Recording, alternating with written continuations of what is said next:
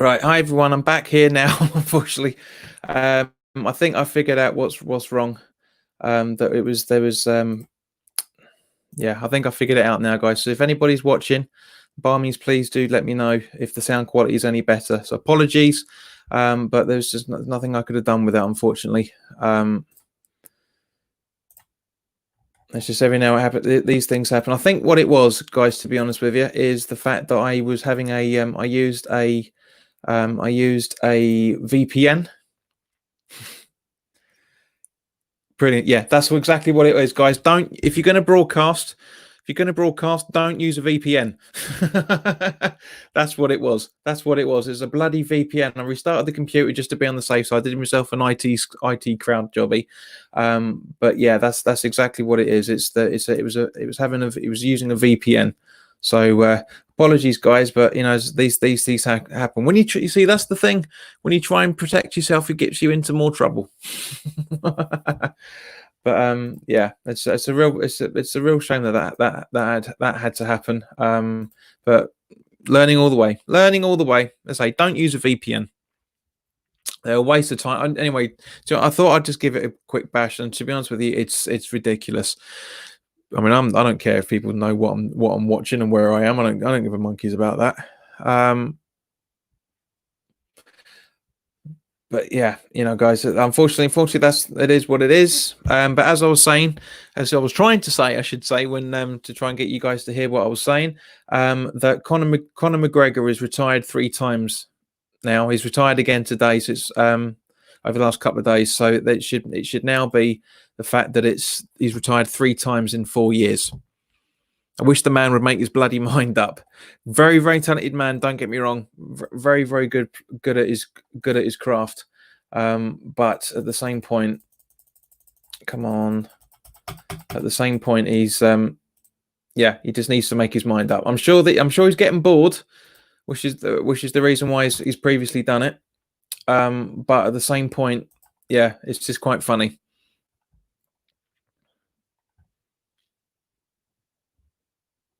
Faye says you've been using it VPN, J, but yeah, because at the end of the day, it's supposed to make your system quicker, and it never bloody does. They never do what's on the tin. They never do. Chris says, John, I don't know why, but sometimes listening to the last game at Upton Park in my headphones is just so loud, makes me feel amazing and gets me motivated and happy, and my senses get weird as well. Yeah, agreed, mate. It's an emotional day. It's gonna get you all over the place, all over your emotions all over the place, which is why I vow to never ever watch that again, because I was there for that day, and I don't think my system can re-go through all that again. Conor McGregor will definitely fight again. He just wants to call the shots. Yeah, that's a very good point, mate. He just wants the limelight back on him. There's one boxer I'm not going to be watching ever again is Anthony Joshua, after what he was saying yesterday at the demonstration. I wasn't going to go into it, to be honest with you, because I try and keep that separate, because it just but yeah, the man's massively, I understand what he's saying, but you can't have it both ways. You really, really can't, especially with what he was saying. I'm not going to repeat what he said, because it's stupid, to say the least. If it was the other way round, all hell would break loose. But no, I don't agree with that. I mean, I don't agree with all those rioting, those protests anyway. I appreciate, I've full sympathy for everybody in that situation, right? Both police and the people that are trying to hurt them, because they're mindless idiots. Violence is never the way to solve anything. Never has been, never will be. Yes, Black Lives Matter, but lives matter in general. Black lives matter. Asian lives matter. White lives matter. Hispanic lives matter. Everybody's life is equal. And to tell people that to only go into one type of business is still racism. Now, racism by its literal definitions is that in feeling, having the or being of the opinion that one race is inferior to the other, or inferior to yours, I should say. That's the literal definition of it. And one of these days, people will actually realise what that is. Because if you say discrimination is discrimination, doesn't matter what circumstances it is. But there is no need to put those thousands of people at risk with this virus. It's the mindless idiots and the mindless violence that are causing that are going to cause that very possibly, very possibly, I'm not going to say it's definite, but very possibly could cause a second peak in London as a result of it. So I hope if anybody of this has been watching, has been in the demonstrations for the last couple of days, or the majority of this week, then quite frankly, if there's a second peak, you're responsible. I'm not saying anything else on that subject. Game of 12. Hello, mate. Good to see you back again. Chris says list of good songs. John Denver, Country Roads. Yeah, Bubbles. Love Me Again. John Newman and Carpenters. Why do birds disappear? Whatever it's called. Well, yeah. What's just Why Do Birds? If I remember right. Chris says, have you ever watched Kingsman, John? Don't think I have, actually. No, I don't think I have. I really don't think I have. Right, so go back to say what else I was going to talk about before the VPN decided to screw things up. So word to you, motherfucker. As the old saying goes, don't use them. Don't use them. They're a con anyway. I mean, mine was free, but it's not this. Now, this is the thing, right? Talking of twats leads me in quite nicely to this, actually, if I'm honest. Leads me quite nicely into this. British Airways. Now, what they're doing, there's this big case going on with British Airways at the moment about the pilots are not exactly suing the airline, but they're basically taking them to a tribunal, for lack of a better way of putting it, because they're handling over how they've handled things with the coronavirus. And so basically, the BBC News is saying that the pilots' union BALPA has accused British Airways of undermining talks over proposed job losses by threatening to dismiss and rehire its members under new contracts. Technically, that's what redundancy is. If you make somebody redundant, you can't hire that person back again to do that job. So they have to. The job title has to be slightly different. So Christ knows how you're going to change it. But it says the airline proposes to make 12,000 staff redundant as it struggles with the impact of the pandemic, with more than 1,000 pilot roles at risk. British Airways says it was acting now to protect as many jobs as possible. It's bollocks. It insisted no final decision had been made. It has been. They just can't say it has. BALPA has been meeting with the company, unlike some unions, including Unite and GMB, which state British Airways have refused to enter talks. That's what I'm saying. But BALPA General Secretary Brian Strutton said on Saturday night that those talks now hung by a thread. BALPA representatives have been in consultation with British Airways over its proposed 1,130 pilot job losses, and we've been doing that constructively and in good faith. Then on Wednesday evening, a letter from BA added another 125 job losses, and also for the first time threatened 4,300 British Airways pilots with dismissal and re-engagement if we did not reach an agreement on changes to terms and conditions. It says, I'm appalled at the cavalier attitude shown by BA towards the BALPA reps and to its pilots. This has seriously undermined our talks, which now hang by a thread. It keeps, and then it goes on to say there are some who believe the company is exaggerating the scale of the challenge. This is Willie Walsh, the chief executive of the British Airways parent company IAG. I was going to say AIG is completely different than IAG. Emphasised this week in a letter to Parliament that no decision had been made in relation to the actual redundancies. There are some who believe We believe the company is exaggerating the scale of the challenge. Nothing could be further from the truth. The situation is unprecedented. We've been hearing that a lot over the last 2 to 3 months now. Unprecedented. There is precedence. There's been precedence going back 300-400 years. It's just not something that's happened within the last century. Totally different situation. But that they absolutely do my head in. They really do.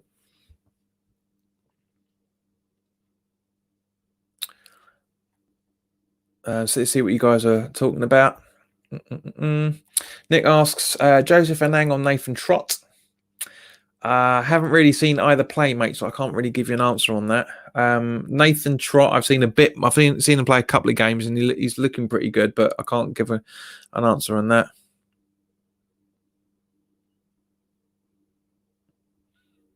Chris says, so Jonathan, I got worried when you went, you give me something to watch and keep me busy for an hour. Well, I'm not going to sit. I had to sort it out, mate, didn't I? I can't sit there and you guys complaining you can't bloody hear me properly. Bex, yes, I am. Back in black or back in white, as this line says.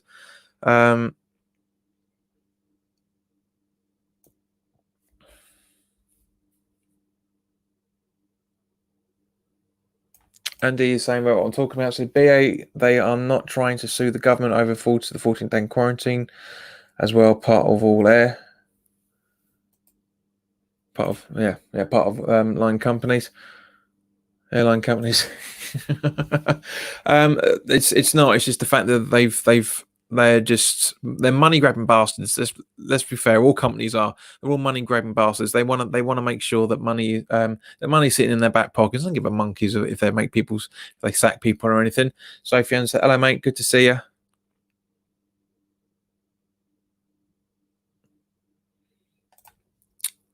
Said, I just read the transcript from Joshua Speak. I don't understand what you found offensive. Telling people to go into only one color owned businesses. That's discrimination. It's a discriminatory attitude.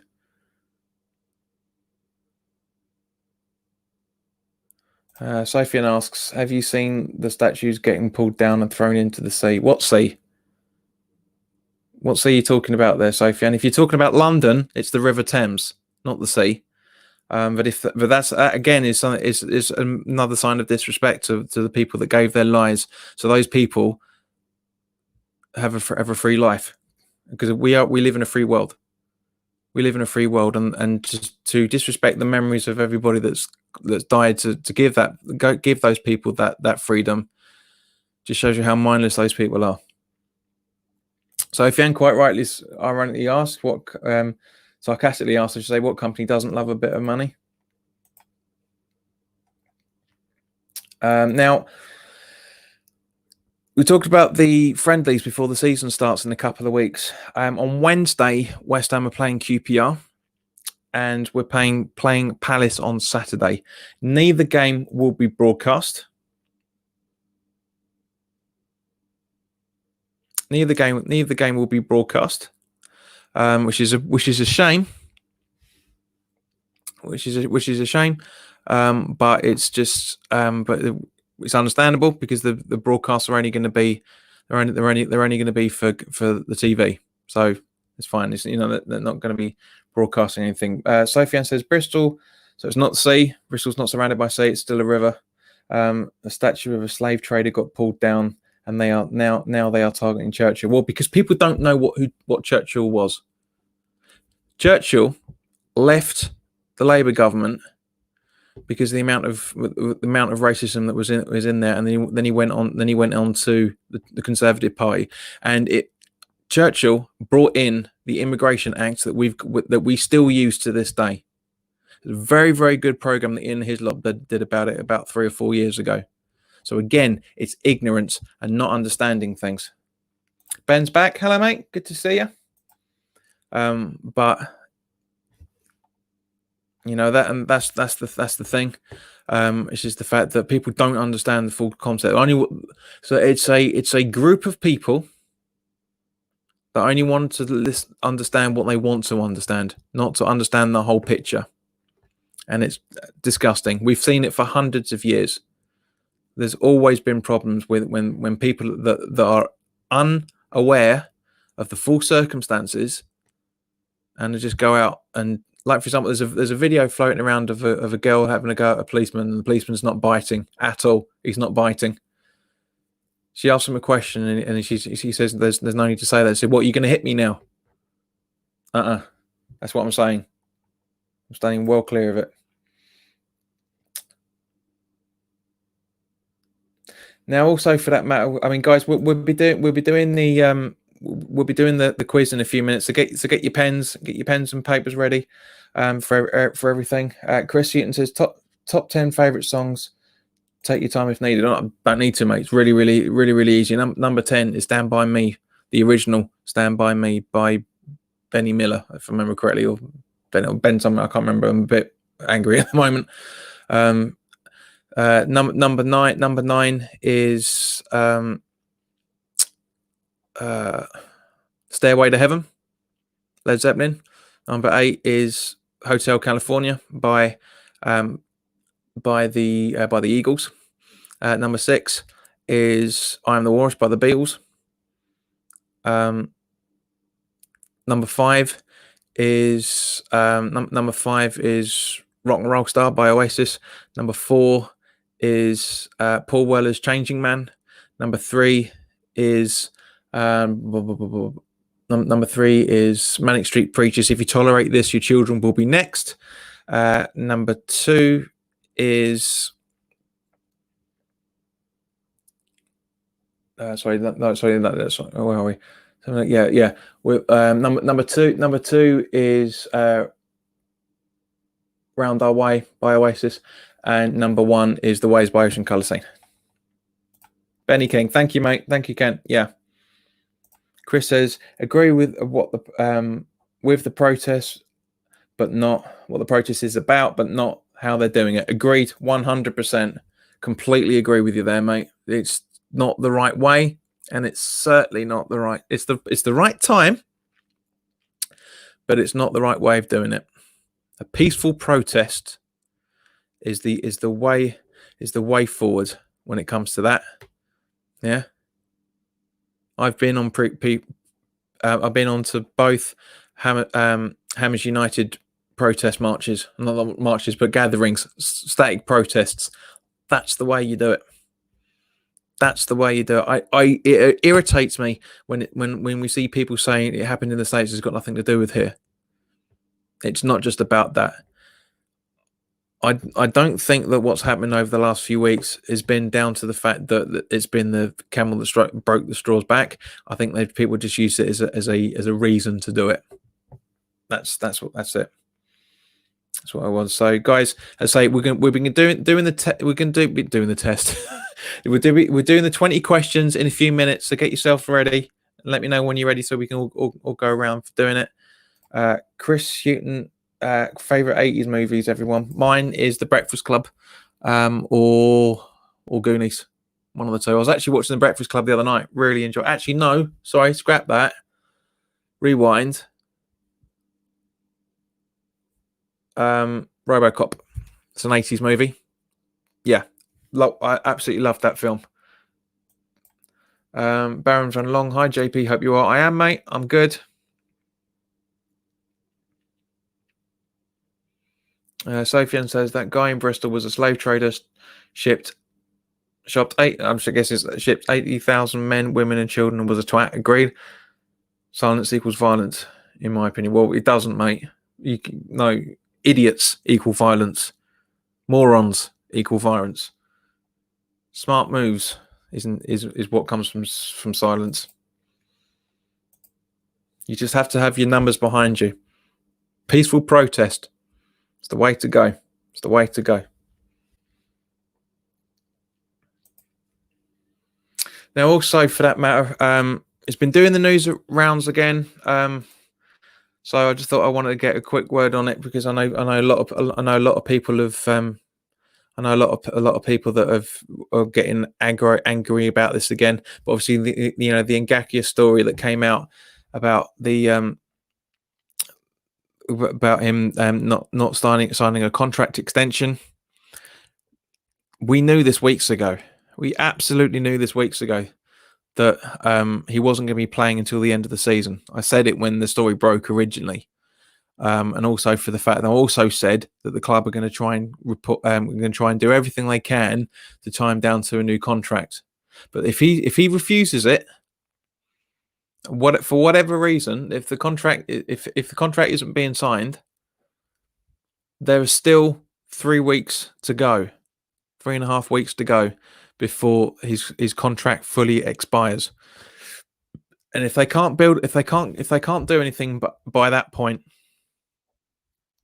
then boom shanker.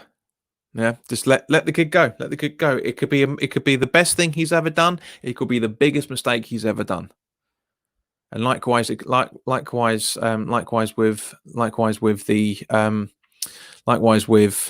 the club. It could be the best decision we've ever made, or it could be the worst decision we ever made. We just don't know. There's no two ways of saying it.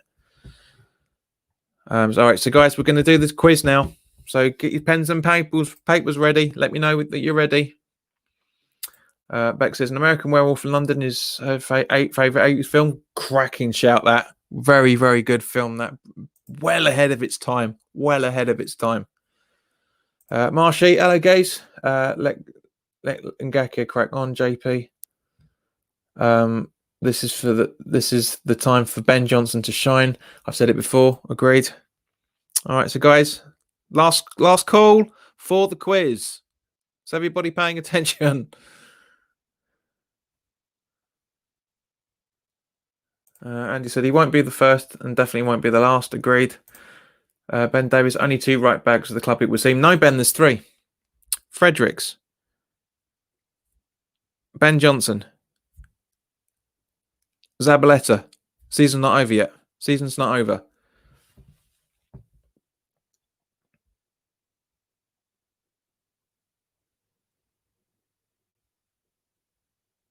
I'm not putting that comment up, Baron. That's I don't think that's good. You can't bring it down to that base value. Sorry, no, I'm not putting that up. But you're right with the second part of it. They just want to cause havoc and not interested in peace. Agreed.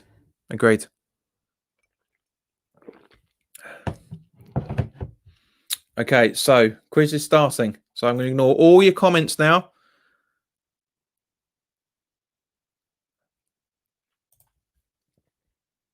All right, so question number 1, because there's 20 points.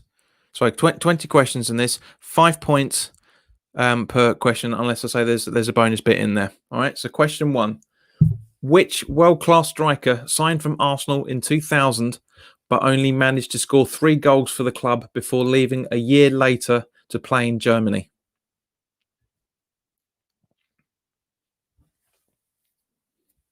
So which world-class striker was signed from Arsenal in 2000, but only managed to score 3 goals for the club before leaving a year later to play in Germany?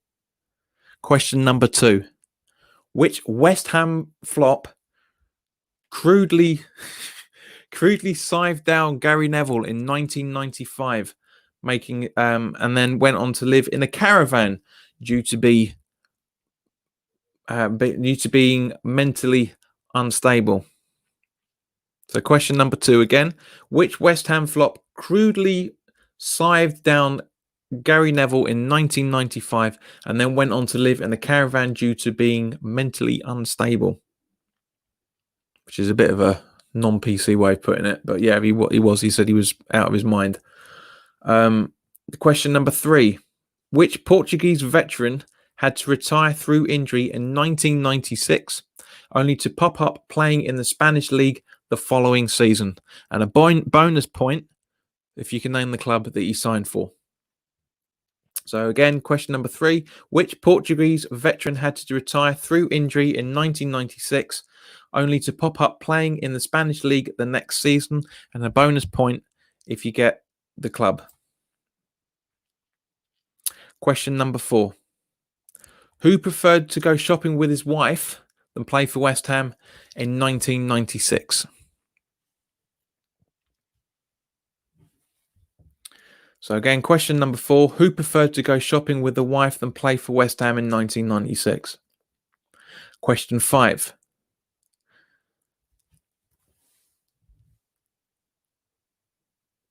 This crazy striker was sent off on his debut in 1993 before going abroad and losing an eye in the fight, which forced him to retire.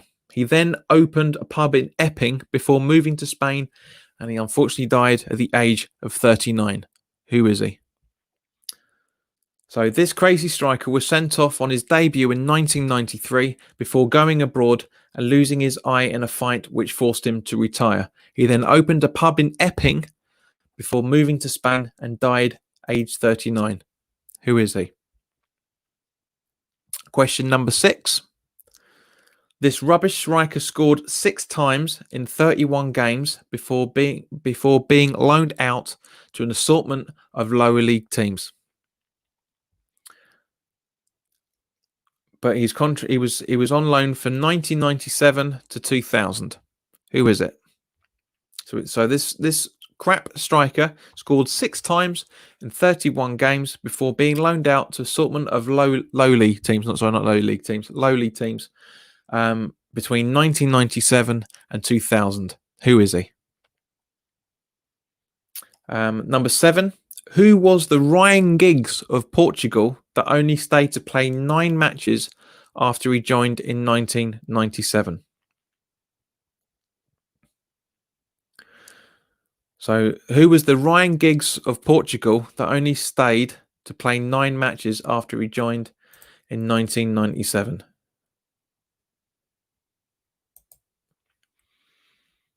Number 8.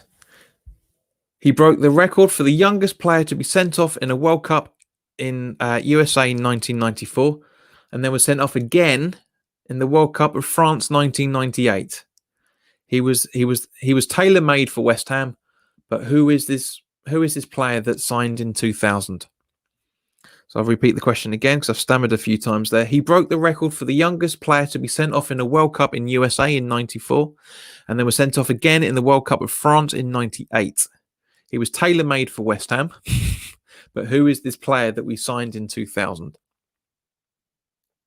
Question number 9. This striker was bought with some money of the...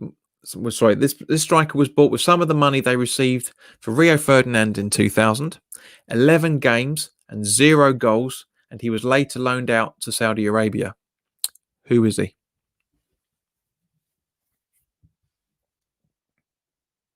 And a bonus point if you can name the team that he left to sign for us.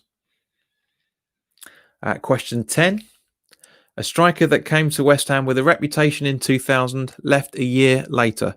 Made his 17th transfer when he signed for Turkish side Giantespor, I think you pronounce that, in 2006. Who is he? So the striker came in 2000, left in 2001, and by 2006 he'd made his 17th transfer to a Turkish side Gaziantepspor. And a bonus point if you can name who we signed him from. Question 11.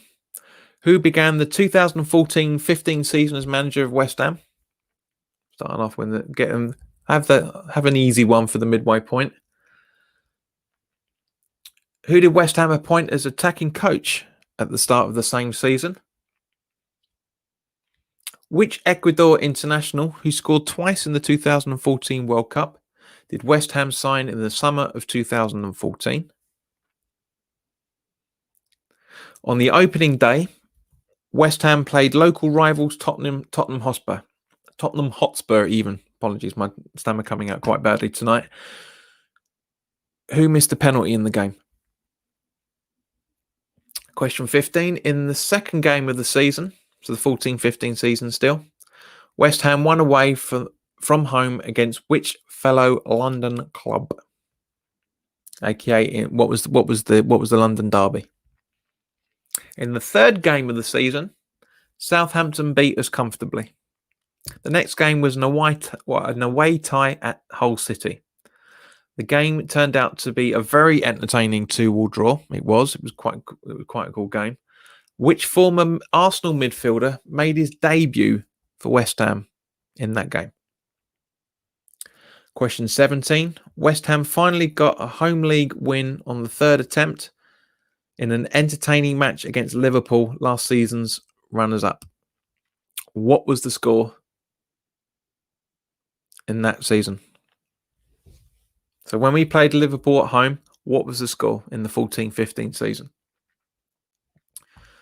On the 25th of October 2014, we beat the previous season's champions Manchester City. Diafra Sakho scored the goal.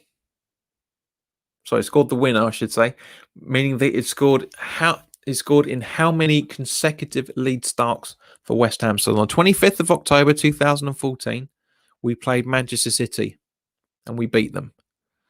Diafra Sakho scored the winner. How many consecutive scoring goal starts did he achieve at that point? And bonus 5 points for each of the bonus point for each of the 5 other teams that he'd previously scored at. In December, West Ham secured wins against Swansea and Leicester at home. Which player with a suitably Christmas-sounding name scored 3 goals in these 2 games?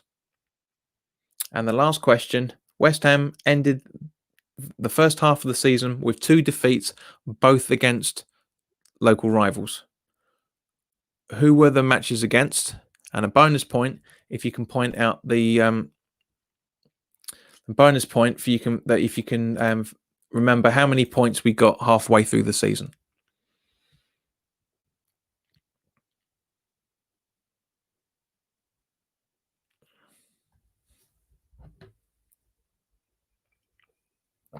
So let me know when you've tallied them all up, when you've got your answers down, and I'll read out the answers in a minute.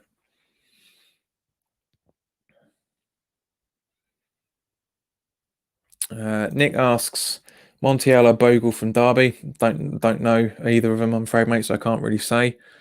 Beck says, wonder if Zabaleta will get any game time. No, you probably won't. You probably only come through as an injury.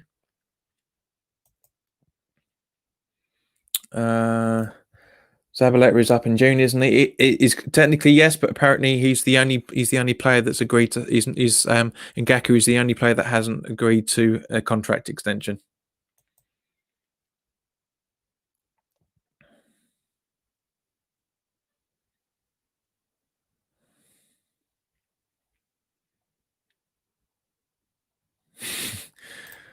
And Baron saying Joe Moutinho, he played for Real Madrid.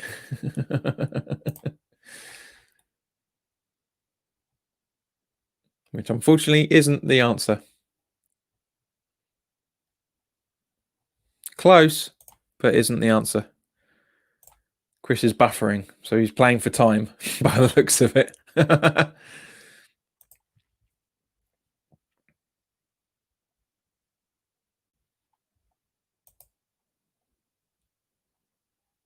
So let me know, guys, when you've tallied up all got your answers down. Nobody has said anything about me missing out any questions. Chris, are you done? Or are you just going to keep repeating the same comment until I read it out?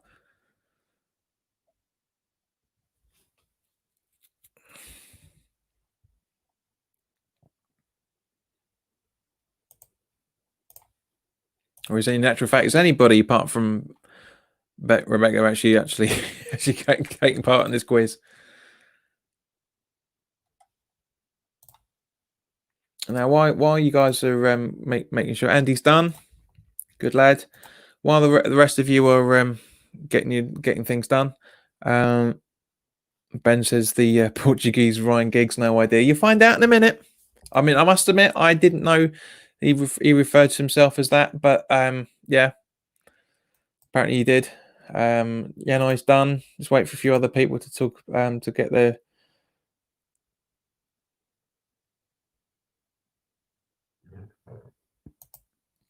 their answers in. Bex is done.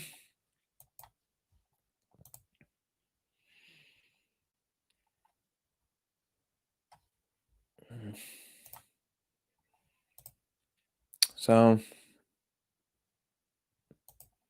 Marshy's done. Okay. Anyone else? We've had 1, 2, 3, 4, 5 so far, and there's 13, 14 people watching. So let me know if anyone else has been playing at home with the quiz. If not, I'll crack on with the answers. I'm not going to be talking about WhU again because we talked about him the other night. Nick's done. So wait. I'm not going to talk about WhU because I don't believe that rumour that's floating around under any circumstances. Chelsea are asking for a profit on him. He's knackered us 7 or 8. Was it 5 or 6 times every time he's gone to every time we've asked him to come, and it's just not going to happen. So ignore that WhU rule. But they're saying they're trying to. Chelsea signed him for 33 million? I think, wasn't it? Yeah, 33 million, and they're trying to sell him for 40. When are we going to have 40 million pound after losing income from on this level? Nick says, I think I got 80% of them wrong.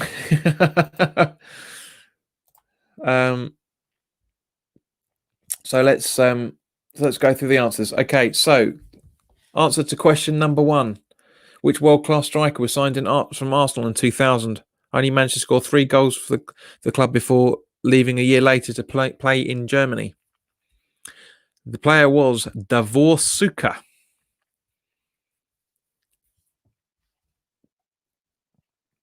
Even though he won the Golden Boot in the World Cup of '98, he just didn't do anything for us, unfortunately.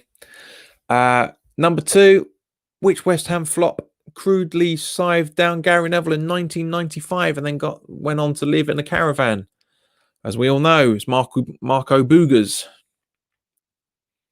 Marco was sent off for that foul, and that was the last time we saw him. Question number 3. Which Portuguese veteran had to retire through injury in 1996 only to pop up playing in the Spanish league the next season? It was Paulo Futuri, and the bonus point is he played for Atletico Madrid. Number 4, who preferred to go shopping with a wife than play for West Ham in 1996? Florin Radicio, I think you pronounce that. I can never pronounce the guy properly. One of the best strikers in the World Cup of '94. One of the early ones I remember watching. He wasn't great for us. This crazy striker was sent off on his debut in 1993 before going abroad and losing an eye in a fight, which forced him to retire. He then opened a pub in Epping before moving to Spain, before unfortunately passing away at the age of 39. Who is this? Jerome Boeri. Had a red card on his debut. His red card on his debut was amusing. He did a foul and was about to be booked, but before the referee could brandish the yellow, Boa did another one and thus was shown 2 yellows. So hothead for West Ham. This rubbish striker scored 6 times in 31 games before being loaned out to an assortment of lowly teams. He was at West Ham between 1997 and 2000. Who is it? Samiasi Abu.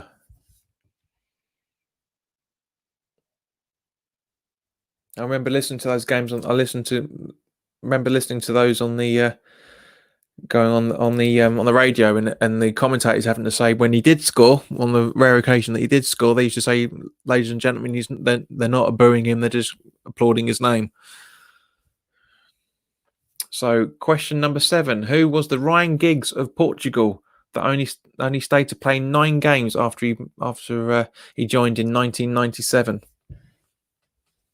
You like the extended answer to this? Danny had the superstar looks like Ryan Giggs, but had the skills of Carl Leoburn. Carl Leoburn, I love that. He broke the record for the youngest player to be sent off in a World Cup in 1994, and then was sent off again in the World Cup of France in '98. Who is he that we signed in 2000? Rigobert Song, Alex Song's cousin. He was the first player to be sent off in different World Cups. The other player was Zinedine Zidane, I should say. Number 9, the striker was bought. This striker was bought with some of the money we received from Rio Ferdinand in 2000. 11 games and 0 goals later, he was loaned out to the Saudi Arabia. Who was he? Titi Camara. And a bonus point if you got the fact that we signed him from Liverpool. Question 10. This striker came to West Ham with a reputation in 2000, but left a year later. 6 years later, in 2006, he made his 17th transfer when he signed for Turkish side Gaziantepspor. Who is he? Kaba Diawara. I think I should say. Kaba Diawara. We signed him from Arsenal. Wenger couldn't wait to get rid of him. So, question 11. Who began this 14-15 season as manager of West Ham? Big fat Sam Allardyce.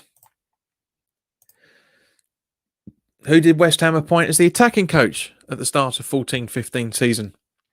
The one, the only, Mr. Teddy Sheringham. Now, question 13. Which Ecuador international who scored twice in the 2014 World Cup did West Ham sign in the summer of 2014? Enner Valencia. On the opening day, West Ham played local rivals Tottenham Hotspur, aka Spurs, who missed the penalty for this game for West Ham. Unfortunately, it was Mr. West Ham himself, Mr. Mark Noble. In the second game of the season, we won away from home against which London club? Crystal Palace.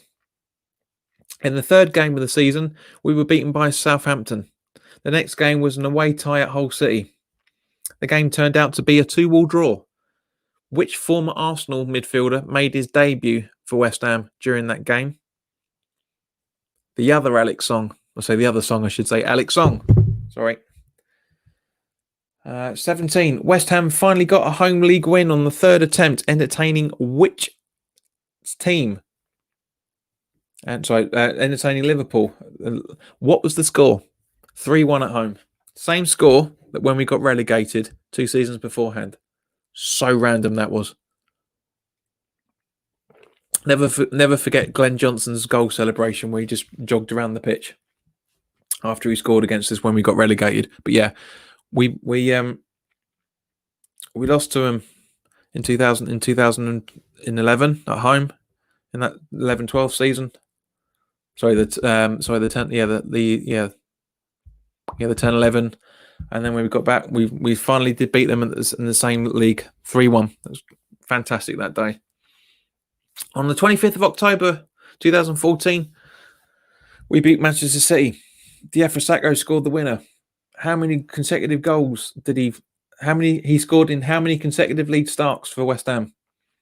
6 goals in total. And the bonus points, Hull City, Liverpool, Man United, QPR, Burnley. And obviously Man City, but that's 5 of them. So I kind of, in a way, gave you the answer in the question. Question 19. In December, West Ham secured wins against Swansea and Leicester at home at the Bowling Ground. Which player with a suitably Christmassy sounding name scored 3 goals in 2 games? It's Andy Carroll. Carroll scored twice with his head against Swansea in the 3-1 win, and then he scored with his left foot in a 2-0 victory over Leicester. And question 20, West Ham ended up the first half of the season with 2 defeats, both against local rivals. Who were the matches against? And the bonus point of how many points did we have halfway through that season? We lost to Chelsea, and we lost to Arsenal. And we were halfway through the season on 31 points.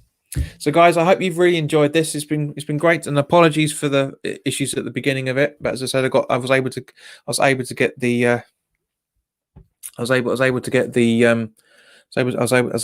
majority of get it all sorted, which is good. So I know not to use that again.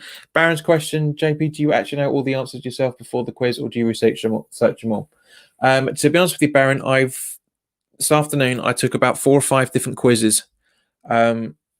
I didn't research them all. Mate, I ain't got time. I haven't got time to do this. A bit massive research. I'm working during the week. I've got to get the streams done for you guys every evening as well. The weekends has been very, very busy.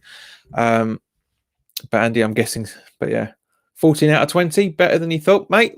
Very good, very good. You got more than I did out of those two tests, those quizzes that I did. I got about where I get? I got 12 out of 20. So a little bit more, knew a little bit more than I thought I did. Mostly, the majority of them actually came, funnily enough, from the first 10. The flops. I knew a lot more of the flops than I did the 15 season, which was quite surprising.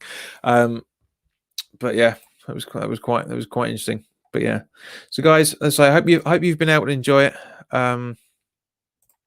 Marshy said the earlier questions did him. Fair enough.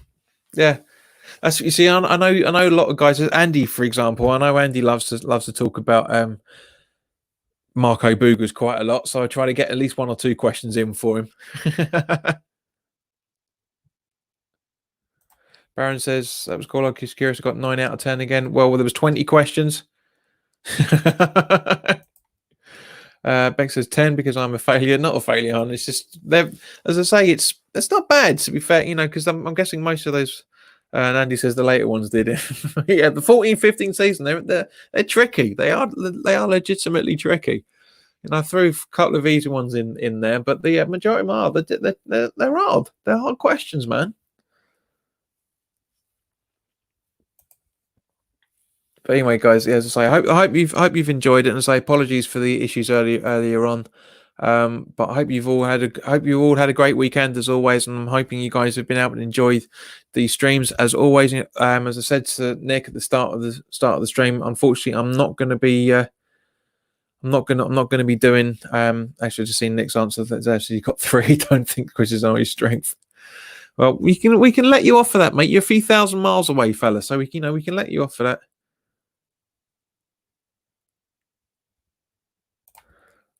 Wait, what's 3 out of 20 as a percent? Not good enough, mate. That's what. It's not good enough. That's what it is. But yeah, but in all seriousness, mate, it's understandable. You're a youngster, Nick, and you live thousands of miles away, so you won't be having them all ingrained as much as us do. So we'll let you off for that one, sunshine. But yeah, guys, I hope you've enjoyed it. What I'm going to be doing from now on is I'm going to be doing. I'm going to try and do quizzes every Sunday, because Sunday's the least amount of stuff to talk about. In actual fact, what I might do is I might just have one episode if there's literally nothing to talk about, because I don't like going over old ground, as you guys know. So I'm literally, if there's nothing to talk about, it will literally be straightforward quiz. We'll literally have about 30, maybe 40 questions. But guys, thanks very much for watching. I say hot mic's just not going to happen, unfortunately, because the system it's not compatible with what I'm using. We've had a few people leave the channel as subscribers, which is a bit of a shame. I mean, I don't understand why. You guys love having the conversations we have. We talk about West Ham stuff. All right, it's not the trendy stuff that everybody else is doing, but that's the whole point. It's just different. We're talking about things every single day. We're interacting with each other every day. We're making this a social channel, literally social media. It's a media channel with social conversations going on. Well, I talk to you, you talk to me, and have it and likewise, and so on and so forth. But guys, thank you very, very much for your time. To say apologies for the technical issues earlier. I'm not going to be using a VPN ever again. If you're new around here, welcome. It'd be great to see you.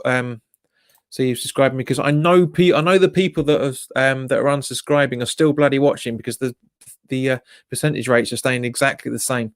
But guys, enjoy the rest of your evening. Try and have a good Monday for those that can. Because it's not easy going back to work on a Monday in whatever guise you are. If you're working from home like I am, or you are a key worker and you still have to go in. Monday's never good fun. But in the meantime, guys, take care of yourselves, look after each other, and ourselves, of course. Stay safe, and I will see you very, very soon. Well, in actual fact, I'll see you tomorrow evening, in fact. So take care.